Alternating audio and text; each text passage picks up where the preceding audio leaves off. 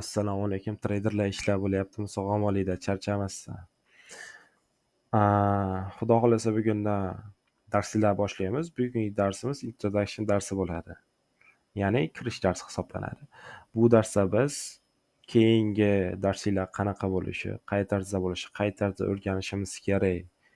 Ya'ni map, xarita tuzib olamiz o'zimizga va o'zim haqimda ozgina gapirib beraman.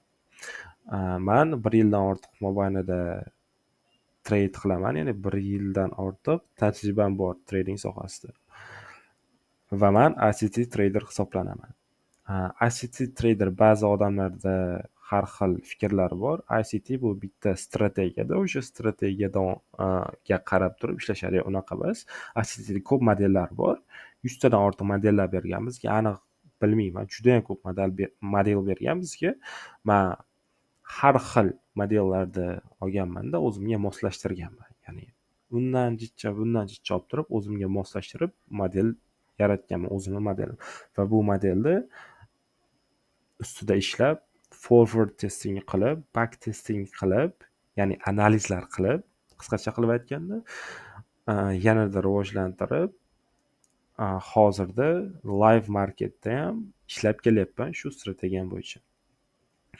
Ya'ni faqatgina bitta bas bu narsa, strategiya ko'p. Uni asosan bittasini ustida ishlab, mashina rivojlantirishga harakat qilyapman.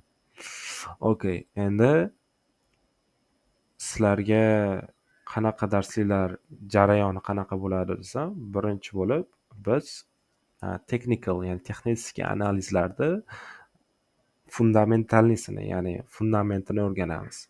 Order bloklar nima, fair value gaplarimiz nima, breaker block, shunga o'xshagan darslarda o'rganamiz. Keyin bizda trading history bor. Bu narsa muhim. Tradingni tarixi, ya'ni nimaga, qachon, qayerda bu soha paydo bo'lgan. Shu narsani o'rganamiz. Keyin yana oldin aytib o'tib ketmoqchiman. Bu kanalda beriladigan trade ideyalar, men o'zim darslarim shaxsiy o'zimning fikrimga asoslangan. Men bu narsani backtest qilganman. Men bu narsaga ishlaydi deb birortasiga isbotda ko'rsatishga shart, ya'ni muhtoj emasman. Bu mening shaxsiy fikrim. Birortasi kelib turib o'zgartirishga haqqi yo'q. Keyin birortasi kelib turib ishlamaydi deyishga ham haqqi yo'q, agarda isboti bo'lmasa. Okay, qisqacha gapirdik. Darsimizda o'sha forex nima, o'zi forex bozor nima? Shu narsalar, mana USD kat nima o'zi? USD bu Amerikani puli hisoblanadi. CAD esa Kanadani puli hisoblanadi. Mana raqamlar nima?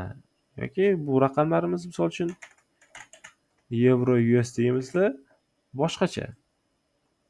Har xil raqamlar, har bitta valyutamizda raqamlar har xil bo'ladi. Shular nimaga, shu sababdan narx nimaga yuradi, qanaqa harakatlanadi, keyin fundamentalniy analizlarni ham alohida katta dars qilib, ya'ni bitta alohida unga darslik qilib o'rgatiladi, xudo xolasa. Keyin oldin aytib qo'yaman, hammasi tekin bo'ladi. Hammasi 100% tekin bo'ladi. Qanaqadir ba'zi treyderlarga o'xshab mentorship ochib, $1000 $500 odamlar chaqirib unaqa qilinmaydi. Aytganimdek, men o'z stabilniy foydaga chiqqan treyder emasman. Bu ishni qilishim xato ham hisoblanadi.